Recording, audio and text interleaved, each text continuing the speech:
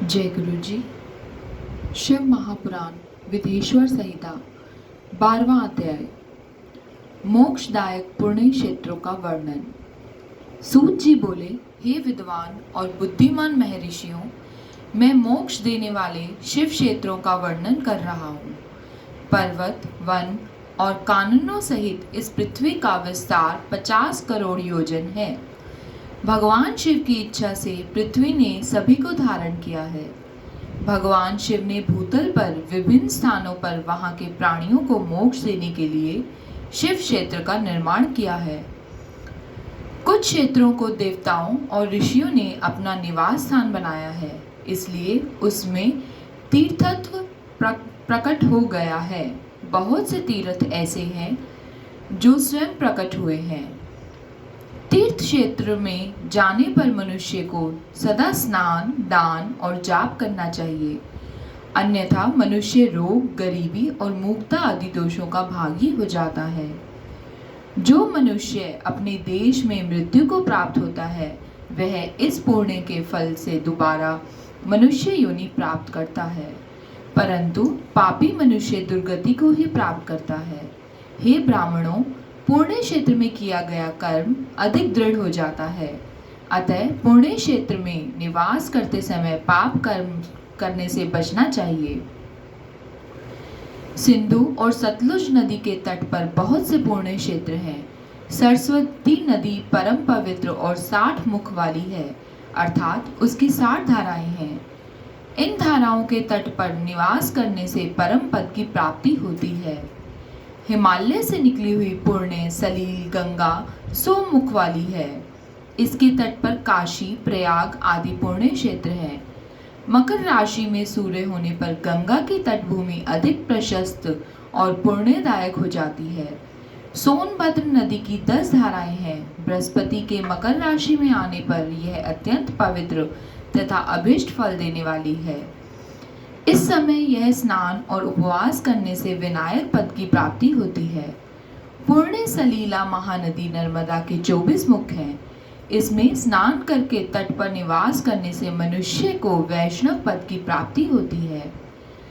तमसा के 12 तथा रेवा के 10 मुख हैं। परम पुण्य में गोदावरी के 21 मुख हैं। यह ब्रह्म हत्या तथा गोवध पाप का नाश करने वाली एवं रुद्रलोक देने वाली है। कृष्णवेणी नदी समस्त पापों का नाश करने वाली है। इसके 18 मुख हैं तथा यह विष्णु लोक प्रदान करने वाली है। तुंगभद्रा 10 मुखी है एवं ब्रह्मलोक देने वाली है। सुवर्ण मुखरी के 9 मुख हैं। ब्रह्मलोक से लौटे जीव इस नदी के तट पर जन्म लेते हैं। सरस्वती नदी, पंपा सरोवर, कन्याकुमारी, अंतरिक्ष तथा शुभ कारक श्वेत नदी सभी पुण्य क्षेत्र हैं। इनके तट पर निवास करने से इंद्रलोक की प्राप्ति होती है। महानदी कावेरी परम पुण्यमयी है। इसके 27 मुख हैं। ये संपूर्ण अभीष्ट वस्तुओं को देने वाली है। इसके तट ब्रह्मा विष्णु का पद देने वाले हैं। कावेरी के जो तट शैव क्षेत्र के अंतर्गत हैं, वे अभीष्ट फल तथा शिवलोक प्रदान करने वाले हैं। नैमिषारण्य तथा बद्री का आश्रम में सूर्य और बृहस्पति के मेष राशि में आने पर स्नान और पूजन करने से ब्रह्मलोक की प्राप्ति होती है। सिंह और कर्क राशि में सूर्य की संक्रांति होने पर सिंधु नदी में किया स्नान तथा केदार तीर्थ के जल का पान एवं स्नान ज्ञानदायक माना जाता है। बृहस्पति के सिंह राशि में स्थित होने पर भाद्र मास में गोदावरी के जल में स्नान करने से शिवलोक की प्राप्ति होती है, ऐसा स्वयं भगवान शिव ने कहा है। सूर्य और बृहस्पति के कन्या राशि में स्थित होने पर यमुना और सोनभद्र में स्नान से धर्मराज और गणेश लोक में महान भोग की प्राप्ति होती है, ऐसे महर्षियों की मान्यता है। सूर्य और बृहस्पति की तुलना राशि में होने पर कावेरी नदी में स्नान करने से भगवान विष्णु के वचन की महिमा से अभीष्ट फल की प्राप्ति होती है। मार्गशीर्ष माह में सूर्य और बृहस्पति के वृश्चिक राशि में आने पर नर्मदा में स्नान करने से विष्णु पद की प्राप्ति होती है। सूर्य और बृहस्पति के धनु राशि में होने पर सुवर्ण मुखरी नदी में किया स्नान शिवलोक प्रदान करने वाला है। मकर राशि में सूर्य और बृहस्पति के माघ मास में होने पर गंगा जी में किया गया स्नान शिवलोक प्रदान कराने वाला है। शिवलोक के पश्चात ब्रह्मा और विष्णु के स्थानों में सुख भोग कर अंत में मनुष्य को ज्ञान की प्राप्ति होती है।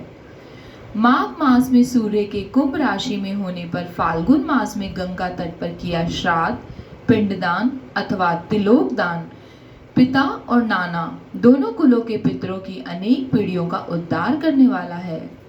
गंगा व कावेरी नदी का आश्रय लेकर तीर्थवास करने से पाप का नाश हो जाता है। ताम्रपर्णी और वेगवती नदियां ब्रह्मलोक की प्राप्ति रूप फल देने वाली हैं। इनके तट पर स्वर्गदायक क्षेत्र है। इन नदियों के मध्य में बहुत से पुण्य क्षेत्र हैं। यहाँ निवास करने वाला मनुष्य अभिष्ट फल का भागी होता है। सदाचार, उत्तम वृत्ति तथा सद्भावना के साथ मन में दया भाव रखते हुए विद्वान पुरुष को तीर्थ में निवास करना चाहिए, अन्यथा उसे फल नहीं मिलता। पुण्य क्षेत्र में जीवन बिताने का निश्चय करने पर तथा वास करने पर पहले का सारा पाप तत्काल ही नष्ट हो जाएगा, क्योंकि पुण्य को ऐश्वर्यदायक कहा जाता है। हे ब्राह्मणों, तीर्थ में वास करने पर उत्पन्न पुण्य कायिक, वाचिक और मानसिक सभी पापों का नाश कर देता है। तीर्थ में किया मानसिक पाप कई कल्पों तक पीछा नहीं छोड़ता, यह केवल ध्यान से ही नष्ट होता है। वाचिक पाप जाप से, कायिक पाप शरीर को सुखाने जैसे कठोर तप से नष्ट होता है। अतः सुख चाहने वाले पुरुष को देवताओं की पूजा करते हुए, ब्राह्मणों को दान देते हुए पाप से बचकर ही तीर्थ में निवास करना चाहिए। विदेश्वर संहिता 12वां अध्याय समाप्त। जय गुरु जी।